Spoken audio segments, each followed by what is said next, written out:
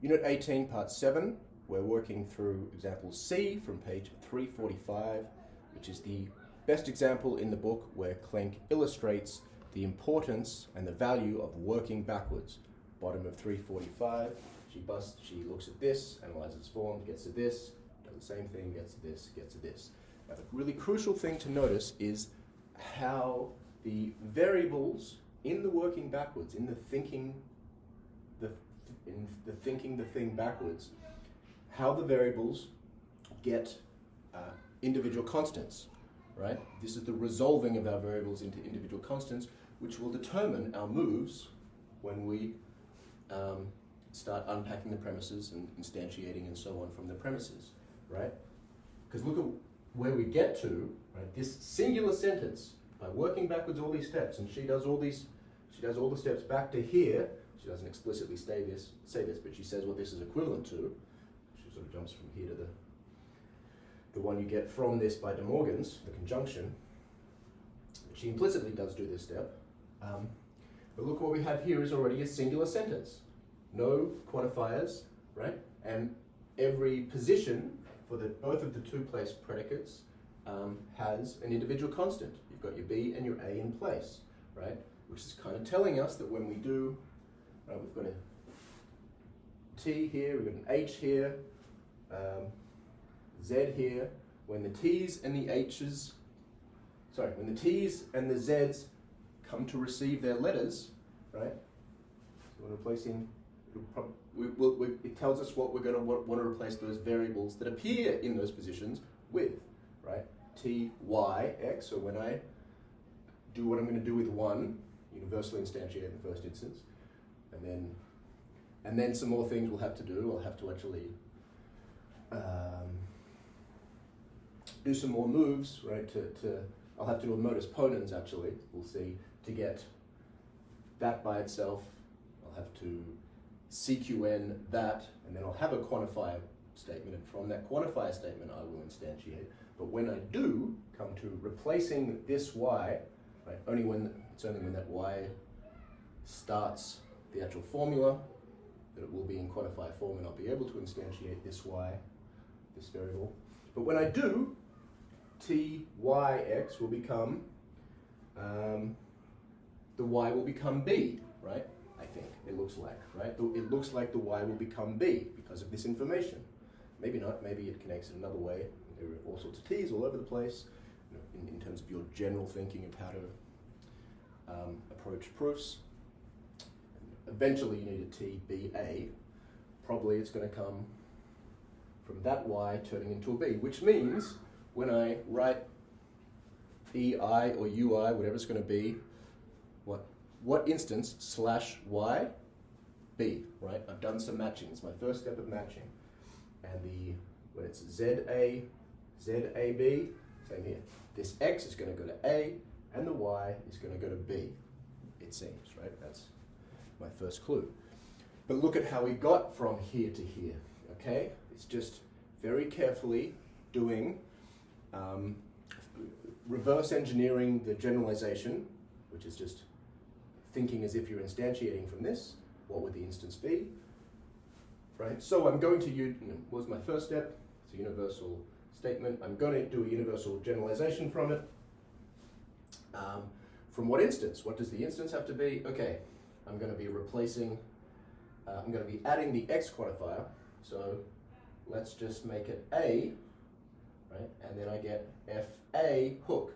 And then all the X's in here get replaced with A's, and all the other variables, including all the other variables, including the quantifiers over other variables, remain as they are. So none of the Y's change is what it comes to in this instance. The X's become A, so it's FA, Y remains in place, there exists a Y, not, and here is where it's crucial in these two. Y stays there, but the X goes to A, and notice how careful you have to be, right? It's the second position, it's T, Y, X, or Z, X, Y. So the X is in position 2 here, so it becomes an A in position 2. But the X is in position 1 here, it becomes an A in position 1. Got to be very careful with every little move you make. Okay, and look at, so now this is a conditional, so So we don't actually change any variables when we go to this step.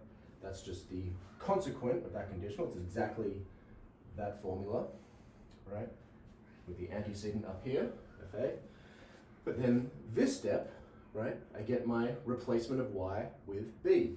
And it sort of has to be that, right? It couldn't be a because, right, the move from here to here is obviously an existential generalization, right?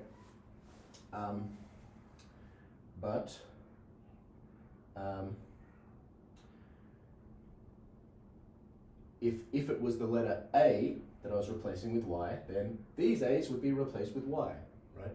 But these A's stay in place, so this will be replacing B with y, right? So on my,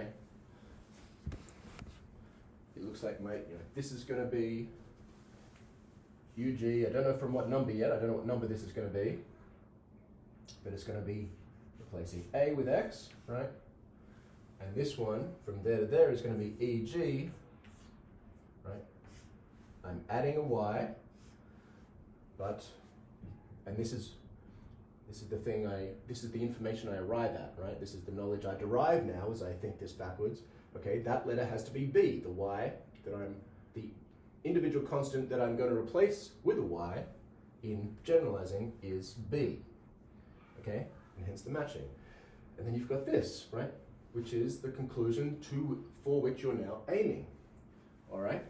Okay, let's continue from the top now and see how some more matching comes out. In each step, you're always thinking, how do I get these formulas together, right? If I've got an FA somewhere, and I'm instantiating something which is, say I've got FA here, if I'm instantiating something that has, if I had something which, when I instantiate, if it was just a conditional where the antecedent was fx, I would want to probably replace that x with a, right? So that this is the antecedent of that conditional, right? So I can do a modus ponens, obviously, right? Because if I instantiate it to b, fb does not equal fa. So again, it's matching. You're looking always to match the formulas, being very cognizant that fa, big F, little a, is very different from FB, just as HAB is different from HAA, is different from HBA, is different from HBB, right? So you can only do modus ponens with HAB hook, whatever, if you also have an HAB. So if you have an HAB, you would want this to be HAB, so you could do a modus ponens, right? You see, I'm just talking about the matching, how you think about matching up formulas to get things rolling along. And this is, I had to do this problem because it's a beautiful one for seeing how the matching occurs. Okay, so let me instantiate from 1, right? I've got FA already. Let me, you know what, let me do this. Let me do 6. I've got a negated existential. Let me transform that. Let me transform that so that I have something in quantified form, right? That is an I form. That's an I form. That's the negation of an I form. A goes with O. I goes with E. That is, not I goes to E. Not E goes to I. Something I didn't stress enough, I think, in the Unit 12 lectures when I was talking about them is when you do these.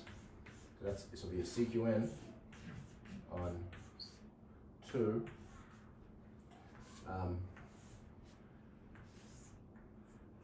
Notice that for each of those changing forms, you're changing the quantifier, of course, whether it's A, not A to O, not O to A, not I to E, not E form to I.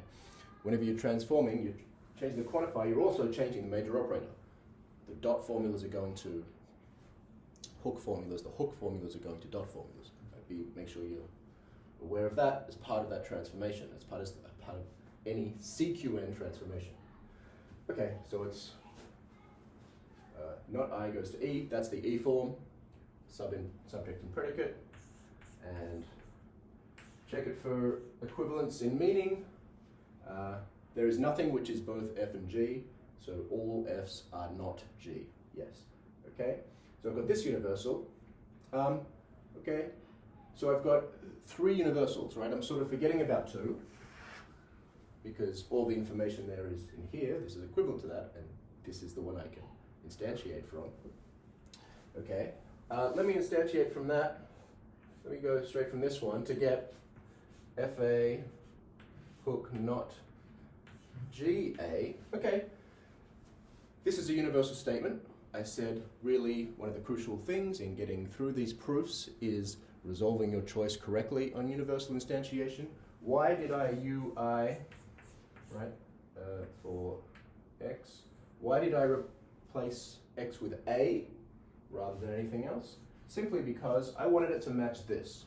I want to break these subformulas up as much as I can, right? And I want to do the modus. I've got FA, so I want to do the modus ponens.